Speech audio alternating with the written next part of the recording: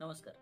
ही video प्रत्येकासाठी म्हणजे प्रत्येक वयोगटातील मुलांसाठी, मुलींसाठी, ते पुरुषांसाठी आणि महिलांसाठी. त्यामुळे ही शेवटपर्यंत बघा, त्यानंतर तुमची प्रतिक्रिया नोंदवा. मी 2009-10 दरम्यान 10वीला होतो आणि 10वीला क्लासेस लावलेले, त्यामुळे संध्याकाळी क्लास सुटायचे आणि कधी कधी खूपच उशीर व्हायचा.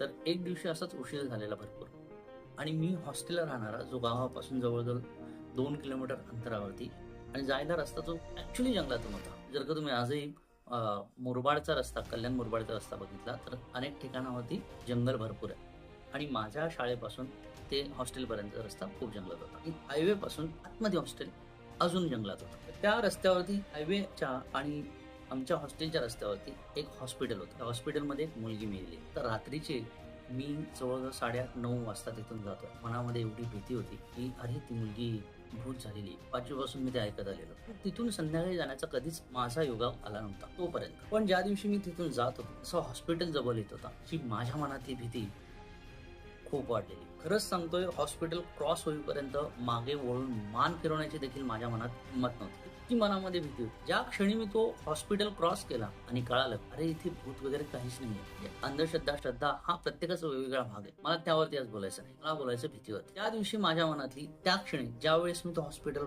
पार केला आणि लक्षात आलं की मी हॉस्पिटल पार केल्या, माझ्या मनातली भीती कायम स्वरूपाची मिळाली. मग तिथून रात्रीचे जा, सकाळी जा, कधी जा, मला कधीच काही भीती वाटली आणि तिथून नंतर माझ्या मनामध्ये कुठलीही भीती राहिलेली नाही. कुठलीही असू दे, कोणता निर्णय घेण्याची असू दे किंवा काही असू दे, अपयश आलं तरी भीती मनामध्ये नाही ठेवू. असं तुमच्याही आयुष्यात असू शकतं किंवा त्याच्या मनात पोहण्याची भीती असू शकते. तर ती भीती कशी येते याचे तुम्ही कारण शोधा, कारण प्रत्येक भीतीचं एक कारण असतं. ते कारण जर का तुम्ही शोधलं ना, तर तुमच्या मनातली भीती दूर होईल. ते लहानपणापासूनचे कारण बघा.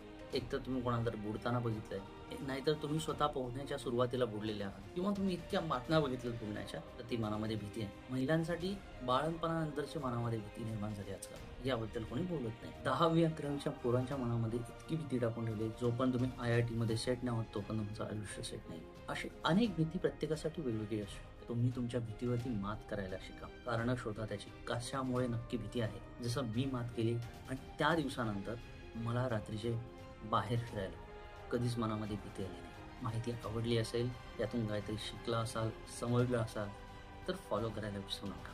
भेटूयात उद्या नव्या विषयाबद्दल. आज आहे प्रोजेक्ट 0 to Hero इन 100 डेजचा 27वा दिवस. भेटूयात उद्या. तोपर्यंत जय हिंद, जय महाराष्ट्र.